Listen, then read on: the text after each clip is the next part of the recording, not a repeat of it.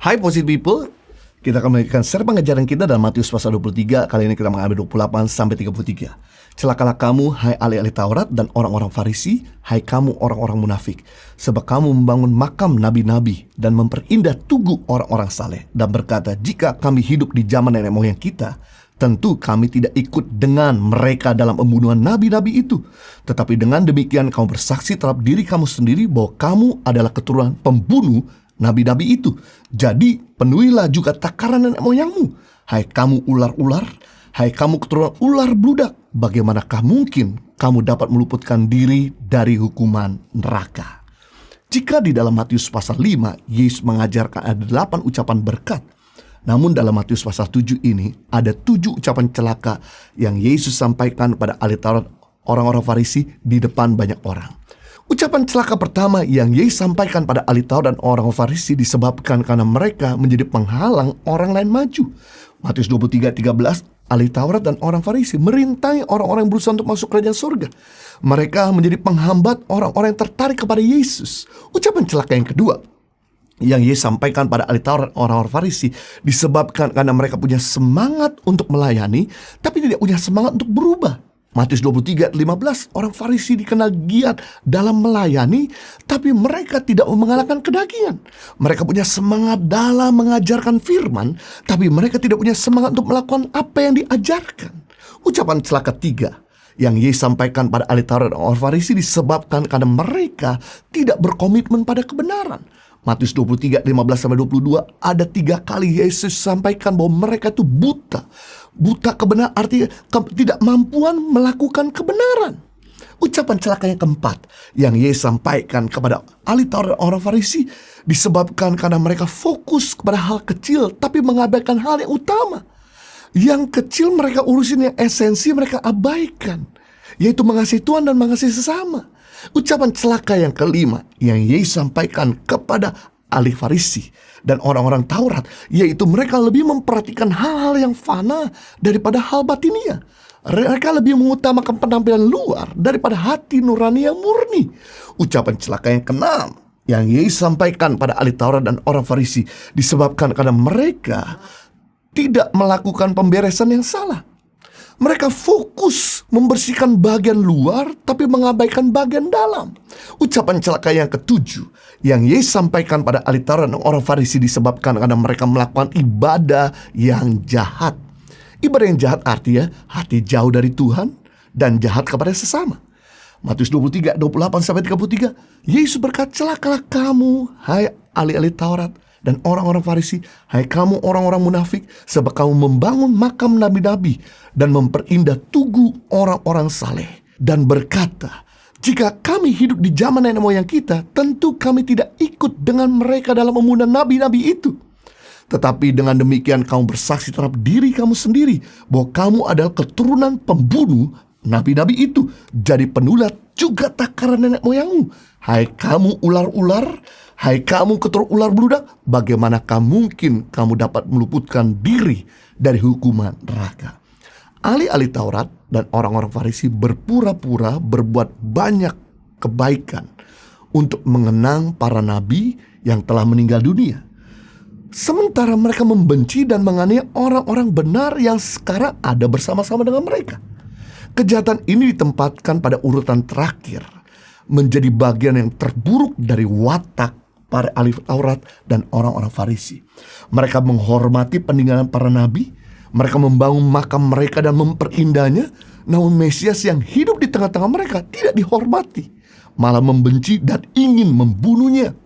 Mereka bisa menghormati tulisan-tulisan para nabi yang sudah meninggal tentang bagaimana seharusnya mereka hidup, tetapi tidak bisa menghargai teguran-teguran para nabi yang masih hidup bersama dengan mereka, yang menunjukkan siapa mereka sebenarnya. Yesus menegur mereka dengan keras. Hai kamu ular-ular, hai kamu keturunan ular beludak. Ular beludak itu diam-diam mematikan. Mereka beragama tapi hatinya jahat. Dan Yesus berkata, bagaimanakah mungkin kamu dapat luput dari hukuman neraka? Yesus berkata kepada mereka bahwa mereka tidak mungkin bisa luput dari neraka. Kata neraka di sini adalah Gehenna. Artinya adalah api yang tak kunjung padam. api yang kekal, neraka yang sesungguhnya. Kalau orang masuk dalam Gehenna, mereka dihukum bersama dengan iblis dan pengikutnya. Penghukuman yang kekal, tidak ada ujungnya. Gehenna artinya akhir dari kefasikan, akhir dari kemunafikan, akhir dari hati yang jauh dari Tuhan, akhir dari orang yang gak mau bertobat, akhir daripada mereka yang gak mau berubah. Jadi jangan sampai kita seperti ahli Taurat, orang-orang Farisi, lebih menghormati orang yang sudah mati, tapi membenci mereka yang masih hidup. Jangan sampai kita hormat pada rumah Tuhan, tapi tidak menghormati Tuhannya. Hormat itu artinya taat dan mengasihi. Ketika seseorang hormat, pasti orang itu mengasihi dan taat sama orang itu. Karena ketaatan dan tanda awal rasa hormat. Jadi ketika kita menghormati Tuhan, pasti kita bisa taat dan mengasihi Tuhan. Ketika kita hormat kepada pemimpin, pasti kita bisa taat dan mengasihi pemimpin. Ketika kita taat pada orang tua, pasti kita bisa mengasihi dan taat pada orang tua. Sebaliknya, ketika kita tidak hormat kepada Tuhan, membuktikan bahwa kita tidak mengasihi dan taat kepada Tuhan. Ketika kita tidak hormat kepada pemimpin, membuktikan bahwa kita tidak bisa mengasihi dan mentaati pemimpin. Ketika kita tidak menghormati orang tua, pasti kita tidak bisa mengasihi dan taat pada orang tua. Menghormati seseorang itu bukan saja waktu mereka sudah mati, tetapi pada waktu mereka masih hidup. Sebab waktu mereka sudah mati, pelukan kita, tangisan kita, pemberian kita tidak akan pernah memberkati orang itu, tidak akan pernah menyentuh dan mengubah orang itu. Jadi kesempatan kita untuk mengubah orang, kesempatan kita untuk bisa menjamah orang itu, yaitu pada waktu mereka masih hidup. Inilah waktu kita untuk mengasihi. Kalau kita membenci waktu mereka masih hidup dan menghormati waktu mereka sudah mati, membuktikan bahwa Anda adalah orang munafik. Di dalam acara pemberkatan nikah, momen yang paling menyentuh saya ada dua.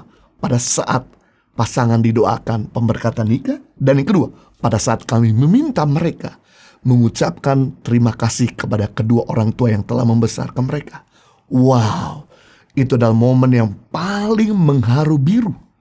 Semua yang hadir pasti ikut meneteskan air mata ketika mereka berkata, terima kasih papa, terima kasih mama telah membesarkan, maafkan saya. Apa yang telah diperbuat oleh kami menyakitkan hati. Itu menyentuh sekali. Saya percaya ketika kita bisa terus mengasihi orang tua selagi mereka masih hidup, ketika kita bisa terus mengasihi sesama ketika mereka masih hidup, itulah yang menyentuh hati Tuhan. Dan kalau hati Tuhan tersentuh, pasti dia akan berbuat sesuatu yang dahsyat, yang besar dalam kehidupan kita. Roma 12 ayat 1, karena itu, saudara-saudara, demi kemurahan Allah, aku menasihatkan kamu supaya kamu mempersembahkan tubuhmu sebagai persembahan yang hidup, yang kudus, yang berkenan kepada Allah. Itulah ibadahmu yang sejati.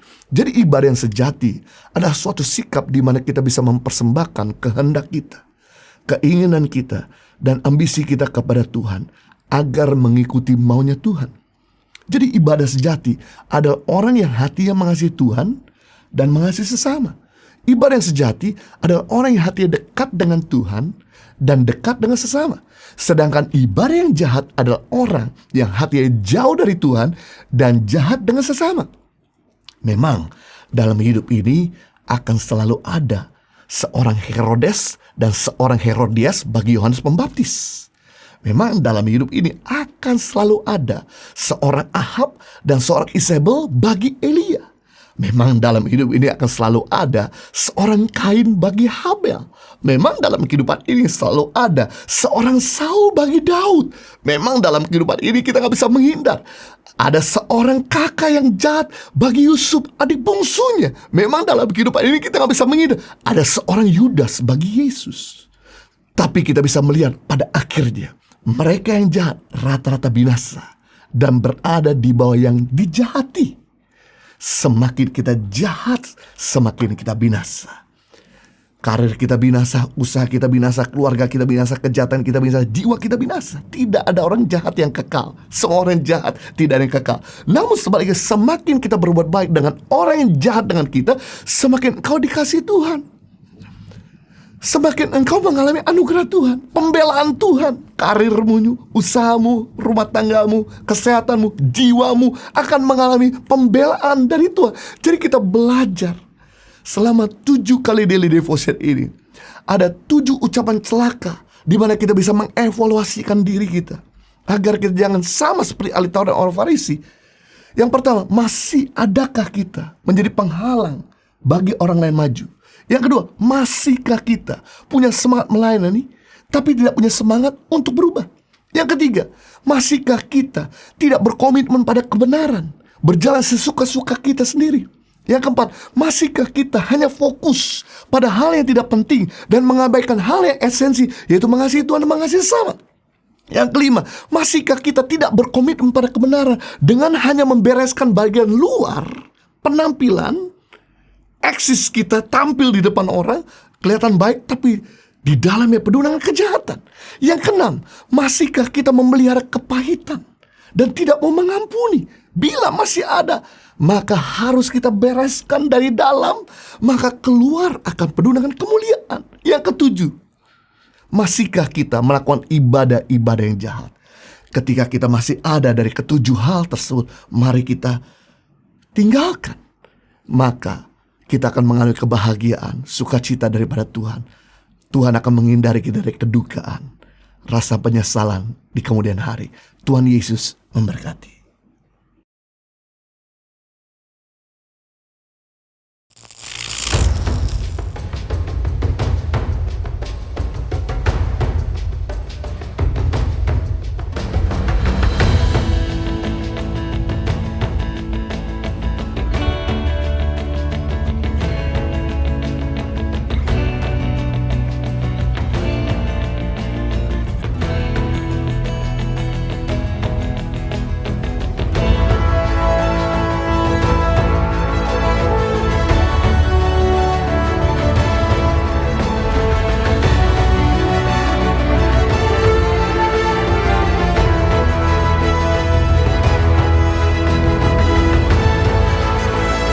Suka duka, perjuangan guru tangan pengharapan dalam membangun pendidikan di pedalaman Indonesia.